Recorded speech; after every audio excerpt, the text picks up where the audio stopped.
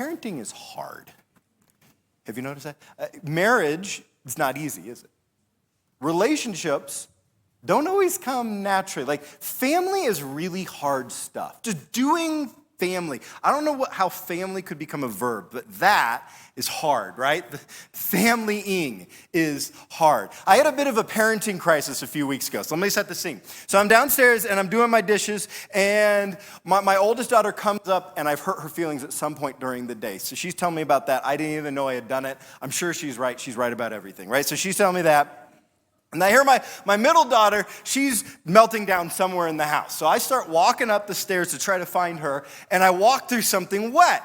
And I look down, and I'm standing in a puddle, like a significant puddle. And so I start looking around like, is my roof leaking? What's going on? Like, I'm inside. There shouldn't be a puddle in my house. Where did this puddle come from? And then I see my 2-year-old, and she's running laps around the upstairs of my house. And she has removed her diaper. And I find out why I am standing in a puddle. And at that moment, all 3 of my children are screaming at me for different reasons. And I have just a little bit of a parenting crisis. Have you ever had moments like this, right? Where you're just like, oh, could I just hit pause? Like, familying is hard. Parenting is hard. Marriage is not easy. Having a family, being a part of any relationship, whether it's work, it's all hard stuff. And we don't always get it right, do we? Some of us, we grew up in dysfunctional families, and so we know that is on the table, and we know what that feels like and what that looks like. And others of us who are parents, sometimes it feels like we're on the edge of creating our very own dysfunctional family, doesn't it? It's hard. It's hard to do family and to do it well and to do it biblically. Today, as we're getting back into the story of Jacob, we come to this amazing scene, this really timeless and well-known scene, and we're going to find that his family was incredibly, incredibly dysfunctional. If you think your family was dysfunctional, you've got a whole nother level to learn about today with Jacob and his family growing up. It is a story of a father, a mother, and 2 twin sons. It is a story of a dysfunctional family. And as we go through this story, what you're going to find is that every one of the family members brings a particular sin to the table that helps create a completely dysfunctional and imploding family during the course of this story. So if you want to know how to create a dysfunctional family, you got a textbook layout here, right? Which tells us how we can avoid creating a dysfunctional family, how we can have a healthy family. So what we're going to be doing is we're going to be looking at this well-known story. We're going to be going through this story, and we're going to look at these 4 different characters, and we're going to look at the sin that each one brings to the table and how that creates dysfunction in the family. So here we go. Here's the beginning in Genesis chapter 27. We're going to start in verse 1 and try to cover as much of this chapter as possible. It says this: When Isaac was old and his eyes were so weak that he could no longer see, he called for Esau, his older son, and said to him, "My son." "Here I am," he answered. Isaac said, "I am now an old man and don't know the day of my death." Now, usually when you read this and the way Isaac is talking, you think, oh, like Isaac's on his deathbed. He's going to die in like any day now. What you don't realize is after this, he actually lived for years and years more. So my theory is that he had been spending too much time on WebMD. But he tells his son Esau this. He says, "Now, then, get your equipment, your quiver and bow, and go out to the open country to hunt some wild game for me. Prepare me the kind of tasty food I like and bring it to me to eat, so that I may give you my blessing before I die." Now, why is this blessing? This blessing's the whole chapter, right? So why is this blessing such a big deal?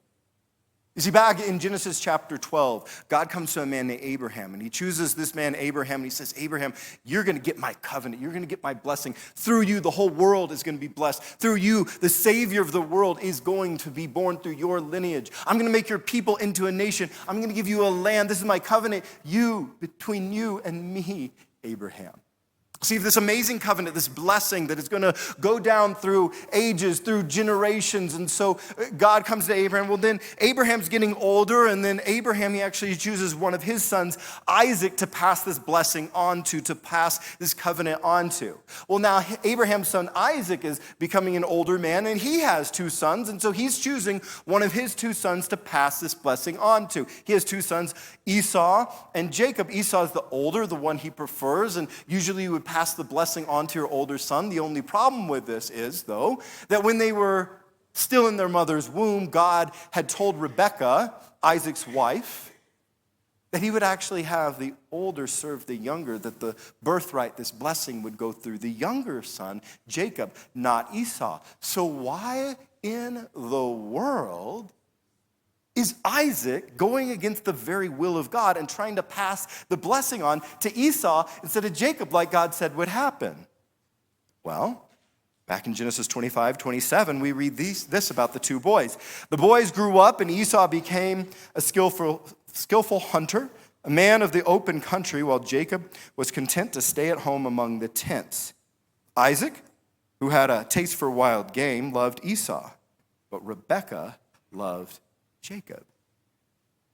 So Esau, he's outdoorsy, right? But Jacob, he's indoorsy, right? I don't know if that's a word. That's what he is. Esau's watching like monster truck rallies. Jacob's at home watching the Martha Stewart channel. Esau would go to the shooting range on the weekends. Jacob would go to Pilates. Like, these two dudes are totally different. They're totally different. And so as you can imagine, what did verse 27 tell us? It said, Isaac, who had a taste for wild game, loved Esau. So Isaac loved Esau, but Rebekah loved Jacob. So of course, Isaac, he's actually playing favorites. He's preferring his son Esau over his son Jacob. And this sin of favoritism is going to rip this family apart. Because that's what favoritism does. Favoritism in the family destroys the family. Favoritism within the family creates envy that expresses itself internally through insecurity and externally through bitterness and conflict. If you are a parent and you have a favorite child, I don't care how old your children are, if you have a favorite child and you're wondering, like, do my other kids know that I have a favorite? The answer is yes. They absolutely know, right? But why? Why would, favoritism's it can rip your family apart. So why is Isaac doing this? Why does he have this favor and make it so obvious? Well, it's something called generational sin. Generations later, in Exodus chapter 20, God says something shocking. He says that he will visit the sins of the father on the children for generations.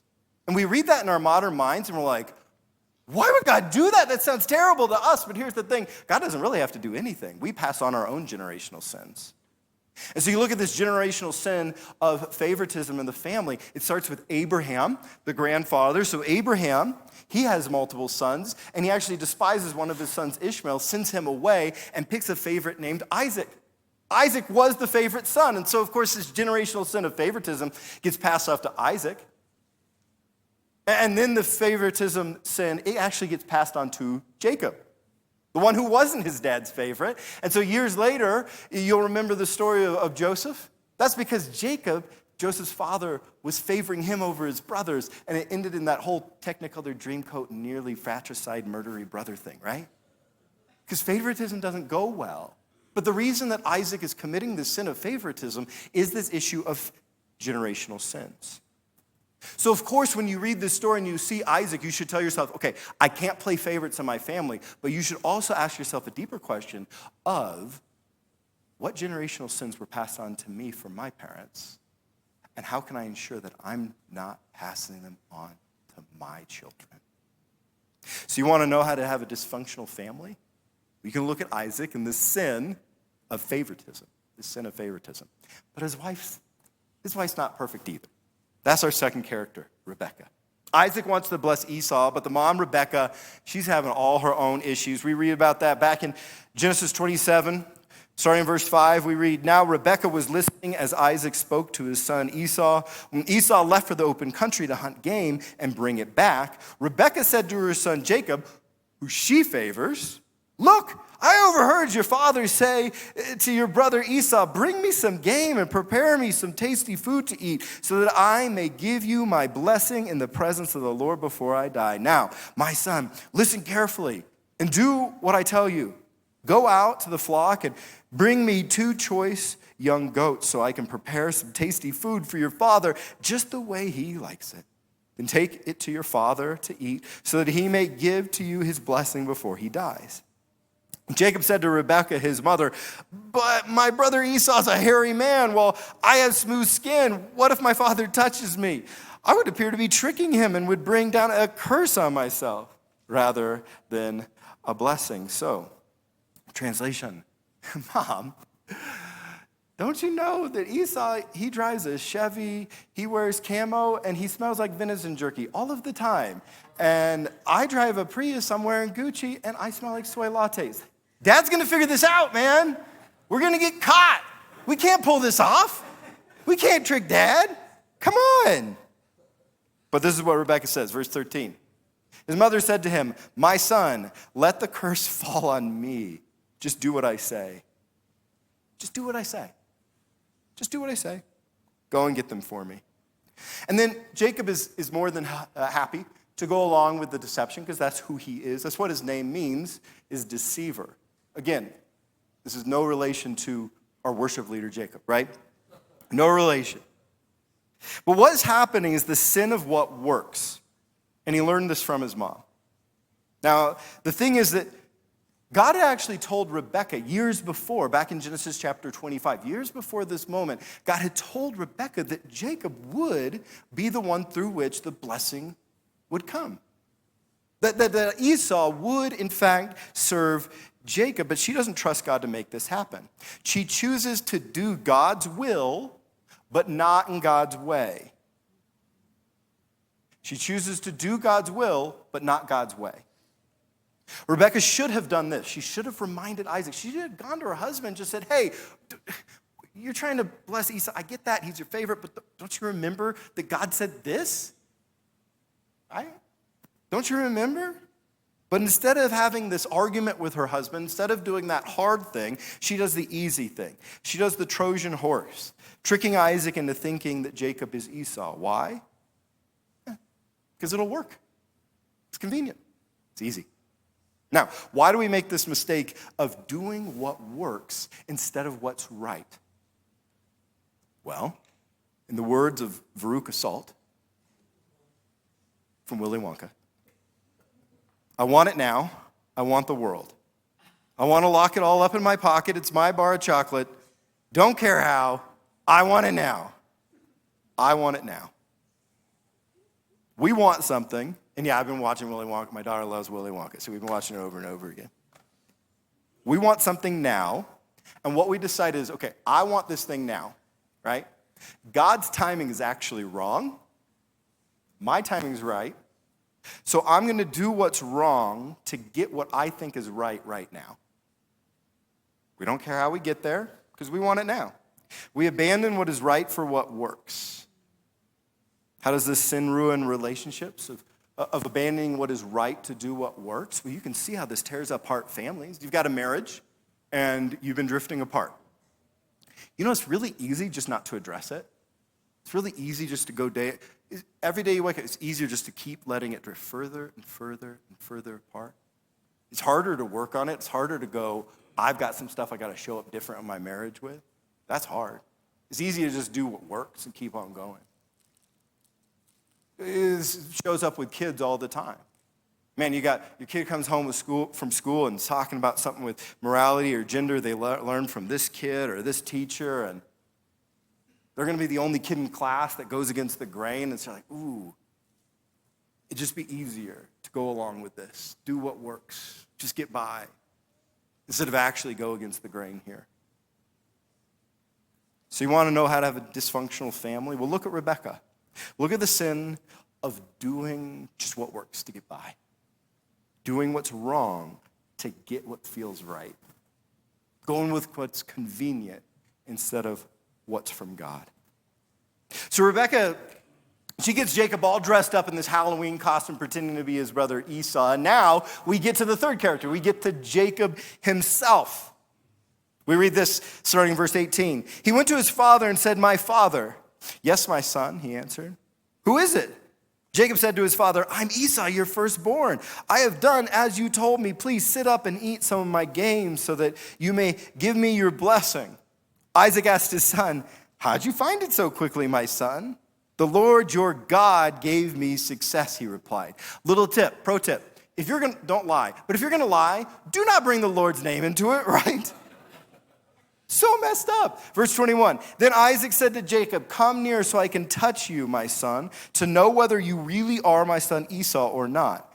Jacob went close to his father Isaac, who touched him and said, "The voice is the voice of Jacob, but the hands are the hands of Esau." He did not recognize him, for his hands were hairy like those of his brother Esau, so he proceeded to bless him. "Are you really my son Esau?" he asked. "I am," he replied. Then he said, "My son, bring me some of your game to eat, so that I may give you my blessing." Jacob brought it to him, and he ate. He brought some wine, and he drank. Then his father Isaac said to him, "Come here, my son, and kiss me." So he went to him and kissed him.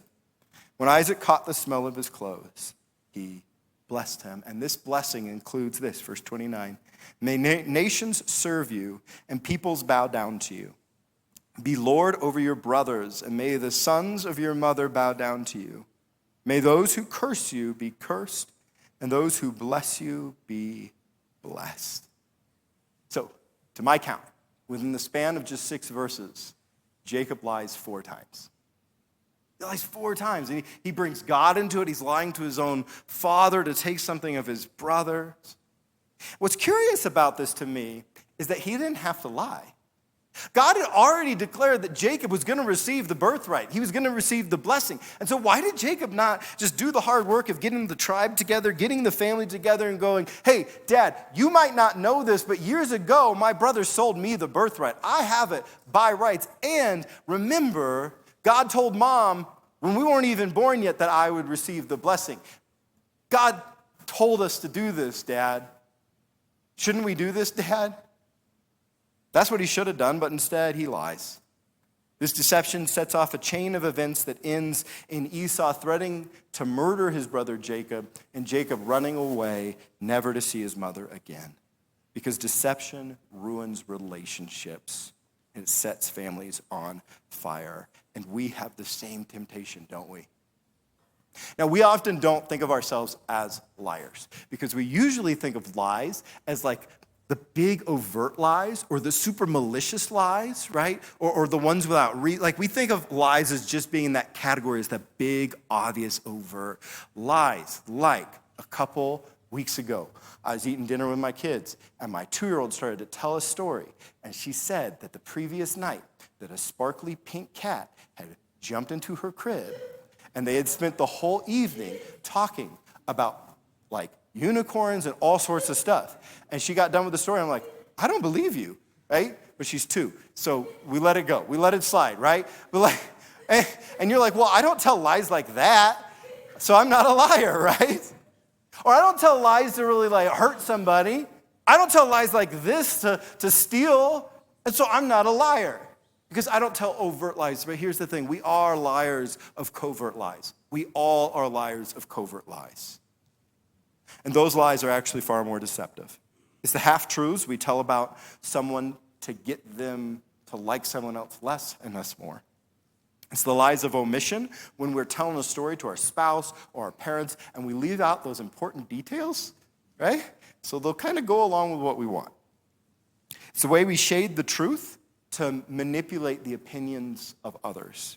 It's the exaggerations we tell so we don't get in trouble with our spouse or our parents, right? It's making a commitment and then not following through. Half-truths, lies of omission, exaggerations, not following through. These are lies that we all tell to get by. There's no one who doesn't do this, right? It's the lies, the little lies we tell to get by, but no lie is little. C.S. Lewis once said, "A little lie is like a little pregnancy. It doesn't take long before everyone knows. A little lie is like a little pregnancy. It doesn't take long before everyone knows. But why do these little lies? Why do lies destroy relationships? How do they destroy families? Well, it's because relationships are always built on trust, and deception always destroys trust. So you want to know how to have a dysfunctional family? Well, just look at Jacob and this sin of deception. If you want a dysfunctional family, bring those manipulations, bring those half-truths, bring those exaggerations into the equation. But now we get to our fourth figure of the family, Esau, who sometimes when you read the story, you can feel like the victim of the story. He's not, okay? Verse 30. After Isaac finished blessing him and Jacob had scarcely left his father's presence, his brother Esau came in from hunting. He too prepared some tasty food and brought it to his father. This dude was a good hunter, man. I usually get nothing, okay? He comes back in like 30 minutes, it seems like. Then he said to him, "My father, please sit up and eat some of my game so that you may give me your blessing." His father asked him, "Who are you?" "I'm your son," he answered, "your firstborn, Esau." Isaac trembled violently and said, "Who was it then that hunted game and brought it to me?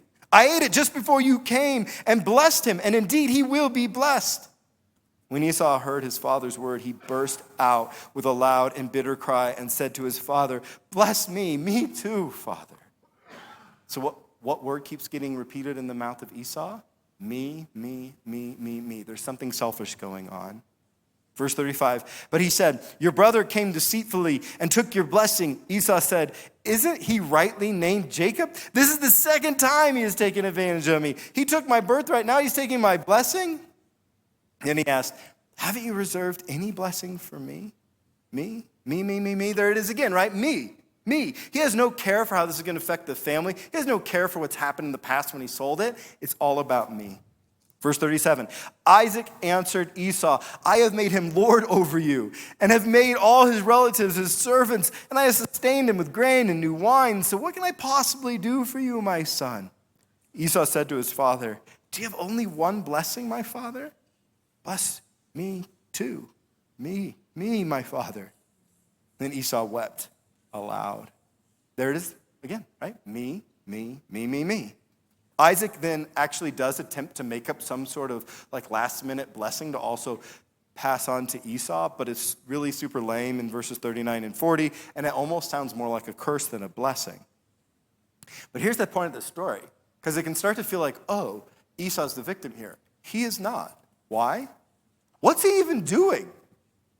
He knows that he sold his birthright to his brother. He knows that he already sold this blessing. So why is he in his father's tent asking for the blessing? He knows that God already said it's going to Jacob. So why isn't he in his father's tent asking for this blessing? It's simple selfishness. Esau doesn't repent from his sin of selling the birthright. As the book of Hebrews says in chapter 12, there was no place within Esau's heart for repentance. The only thing Esau has a place for is his own anger. His tears are tears of frustrated selfishness for not getting his way. This is a lifelong issue for Esau. From selling his birthright to marrying multiple women that his parents said, don't marry those women, and then made them miserable in their own houses.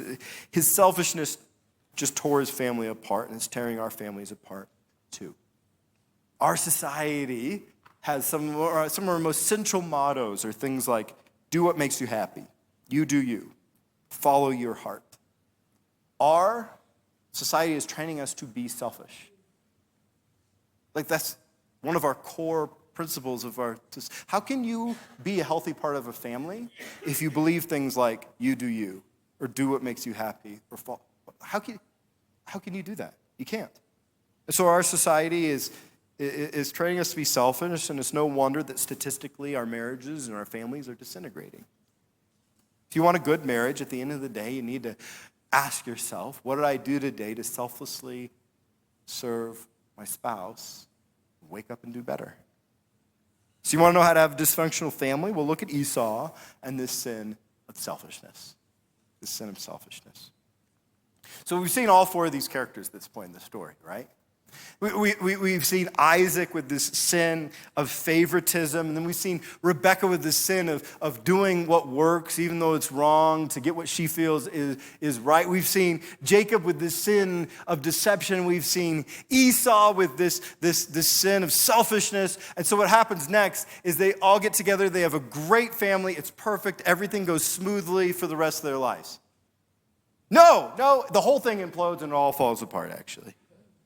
It ends exactly how you would expect with this sort of dysfunction. Verse 41, Esau held a grudge against Jacob because of the blessing his father had given him. He said to himself, "The days of mourning for my father are near, then I will kill my brother Jacob." When Rebekah was told what her older son Esau had said, she sent for her younger son Jacob and said to him, "Your brother Esau is planning to avenge himself by killing you. Now then, my son, do what I say. Flee at once." And so he will. He'll flee. He'll run away. He'll flee the scene. And this whole chapter, it ends with the most tragic, heartbreaking words spoken by Rebekah. You want to know what dysfunction in a family, if you're not addressing these issues, leads to? Rebekah says, "My life will not be worth living." So Jacob runs away. From this moment, he will never see his mother again in his life. It'll be years before he ever sees his father and his brother again. The family's totally dysfunctional. It is imploded. It isn't working. No one has trusted the Lord. And you know what's interesting? There are so many plans hatched, so much trickeration, so much deception in this chapter, so many little things people trying to get their way. And by the end of the chapter, you have to ask, okay, everybody had some sort of scheme here. Who won? The answer is nobody. Everybody in this story loses, because that's what happens in a dysfunctional family.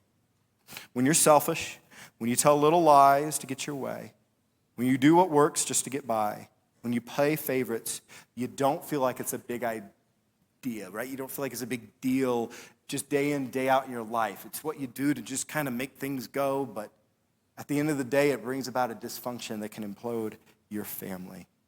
And it all comes down to our sin. There's 4 family members in this family, right?